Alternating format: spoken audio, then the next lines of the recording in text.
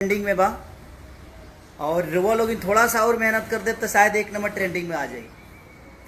तो बस वो चैनल के सब्सक्राइब करी और थोड़ा और मेहनत कर दी थोड़ा सा। और वो लोग के मेहनत हमेशा हमरा खाती रहेला और वो लोग इतना टाइम दे के खेसरिया के प्यार और आशीर्वाद दी ले। तो बस हम ये कहब कि थोड़ा सा और मेहनत के ज़रूरत बा। हल्का पुश कर दे वो ट्रेंडिंग नंबर 1 पर आ जाइए। अभी 2 नंबर पर बा। और एगो हमार सिनेमा भी रिलीज़ भइल बा। सिनेमा का ट्रेलर रिलीज़ भइल बा। कल टीजर भी रहे, आज ट्रेलर रिलीज़ भइल बा। यसी फिल्म से जवना के प्रोड्यूसर हमारे बड़े भाई अभय भैया बानी, डायरेक्टर प्रिमांशु जी, काजल जी, सुभी जी और निशांत उज्ज्वल से लेके मैंने सारा पूरा टीम में सब लोग बा। बड़ा प्यार, बहुत अच्छा एगो देश के ऊपर सिनेमा के लिए बनी कि अरब में जाके हमने के का दशा होला, चाहे आउट ऑफ इंडिया आदमी जाला तो अपना मिट्टी के कितना याद करेला और हमनी के मिट्टी बाजी अपने सम्मान खाती हमेशा लड़ेला। तो देखनी है कि 2 नंबर ट्रेंडिंग पे बता। अभी हम नहाइले भी नहीं खी, अभी वर्कआउट करता नहीं। देख ली लो हमार जिम जौन कि हमारा घर में ही बा। ई है हमार मल्टी जिम। ये है हमारा सारा सेटअप जौन कि अपना घर में ही बनाओनी। लॉकडाउन में का करी भाई, बड़ा कहीं जा भी ना पाए आदमी और कोरोना की वजह से ऐसे जरूर उनकी बहुत बड़ा जिम्मेदारी बा। खुद के बड़ा बचावे के पड़ेला और बड़ी जिम्मेदारी के साथ आदमी काम करेला कि रोल उनके तकलीफ ना होके। सबके जे भी भारद्वाज गौरव पंडित जी गोड़ लागत छू के बाबा प्रणाम बाबा, सबके दिल से प्रणाम बा।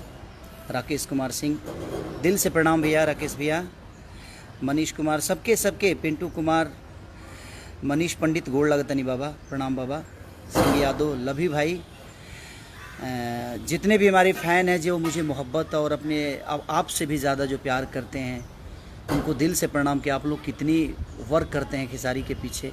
जितने भी मेरे फ़ैन क्लब हैं सबको दिल से प्रणाम कि आप लोग इतनी मेहनत करके और आपने 2 नंबर ट्रेंडिंग पे ला दिया। बस कोशिश और करिए कि 1 नंबर पे मैंने 4 बजे तक से पहले 1 नंबर पे आ जाए। आप लोग कोशिश करेंगे तो 1 घंटे में आ जाएगा। बस कोशिश करिए आप सब। अभिमन्यु प्रताप सिंह, लभी भैया दिल से प्रणाम, अभिमन्यु भैया प्रणाम सबके, दीपक यादव, सिंगर अखिलेश अर्पण दिल से प्रणाम भाई। सरस्वती पुत्र हैं आप, ईश्वर और माँ सरस्वती आपके कंठ पे वास करे, बस दुआ है हमारी।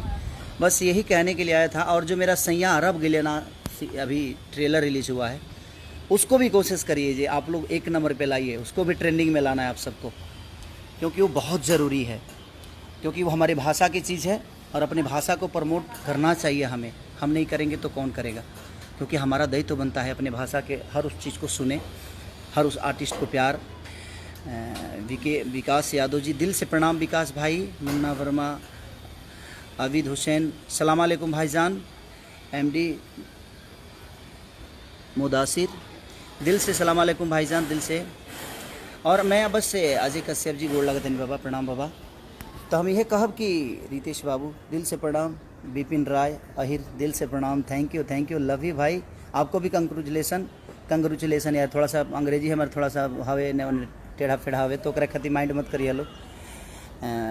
ऐसे का करबा, पढ़ले रहती तो यहाँ तक ले चढ़ले ना रहती ना कोनो बात ना, वो गरीबी रहे आदमी ना पढ़ पावल, वो सक्षम ना रहनी। और पापा के जानते बड़ा लो कि सब कुछ तो तू लो जानते बड़ा भाई। तो बस थोड़ा सा पूछ के लगे ज़रूरत बाकी ताकि 1 नंबर पे आ जाए। और सबके प्रणाम।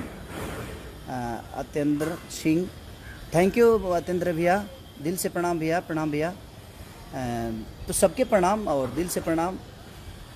अरुणाज्य वर्मा दिल से प्रणाम, अजय भाई, राजेंद्र सिंह सागर दिल से प्रणाम, सबके प्रणाम, दिल से पैर छू के प्रणाम करता नहीं। और बस चाहब कि सही अरब गिले के भी इतना पूछ करिए, इतना देखिए और इतनी मोहब्बत दी रुआ सब है। रुआ लोग बहुत प्यारे हैं, रहो बहुत प्यारा। जिस तरह अगर मंदिर भगवान के बिना अधूरा होता है, उसी तरह हमारे दिल में आपकी उपलब्धि है कि आपके बिना हम अधूरे हैं। तो कोशिश करेला आदमी भाई जे कुछ अच्छा करे तो अच्छा कैले आदमी। सोनी म्यूजिक इंडिया पर जो कि बिने बिनाक जी म्यूजिक दिए हैं, जो कि बहुत बड़ा एक हमारे बड़े भाई हम लोग के आदर्श पवन भैया का एक गाना लॉलीपॉप उन्होंने बनाया था और बहुत अच्छा बजा था। बहुत सारे, मेरा भी पहला हिट गाना जो था वो उन्होंने ही बनाया था। माल भिटाई मेला में।